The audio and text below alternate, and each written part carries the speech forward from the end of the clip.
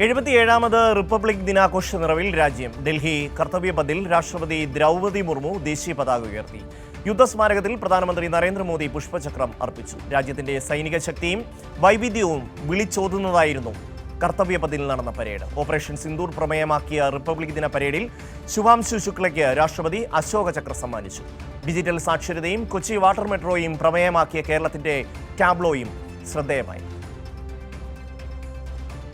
വിഷ്ണു തലവൂർ ചേരുകയാണ്. വിഷ്ണു, രാജ്യത്തിന്റെ 77ാമത് റിപ്പബ്ലിക് ദിനാഘോഷ ചടങ്ങുകൾ ദില്ലിയിൽ പ്രൗഢഗംഭീരമായി നടക്കുകയായിരുന്നു. എന്തൊക്കെയാണ് വിശദാംശങ്ങൾ?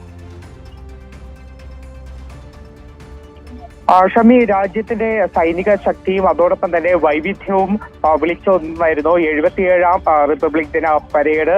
ഇന്ന് രാവിലെ ദ്രൗപദി മുർമു കർത്തവ്യ പഥിൽ പതാക ഉയർത്തിയതിന് പിന്നാലെയാണ് പരേഡിന് തുടക്കമായത്. അതോടൊപ്പം തന്നെ ഗഗൻയാൻ ദൗത്യത്തിൽ പങ്കെടുത്ത ശുഭാംശു ശുക്ലയ്ക്ക് രാഷ്ട്രപതി ദ്രൗപദി മുർമു അശോകചക്രം സമ്മാനിക്കുകയും ചെയ്തു. എന്തായാലും ഇത്തവണത്തെ റിപ്പബ്ലിക് ദിനാഘോഷം എന്ന് പറയുന്നത് രാജ്യത്തിന്റെ അഭിമാനമായ ഓപ്പറേഷൻ സിന്ദൂർ പ്രമേയമാക്കിക്കൊണ്ടായിരുന്നു. ഓപ്പറേഷൻ സിന്ദൂർ ടാബ്ലോയുടെ കൂടെയാണ് ഈ ഒരു പരേഡിന് തുടക്കമായത്. അതോടൊപ്പം തന്നെ സൈന്യത്തിന്റെ കര, നാവിക, വ്യോമസേനയുടെ ശക്തി വിളിച്ചോടുന്ന പ്രകടനം തന്നെയാണ് നമുക്ക് കാണാൻ സാധിച്ചത്. ഇതിനു പുറമെ വിവിധ സംസ്ഥാനങ്ങളുടെ ടാബ്ലോകളും ഇന്നത്തെ പരേഡിൽ അണിനിരത്തിയിരുന്നു.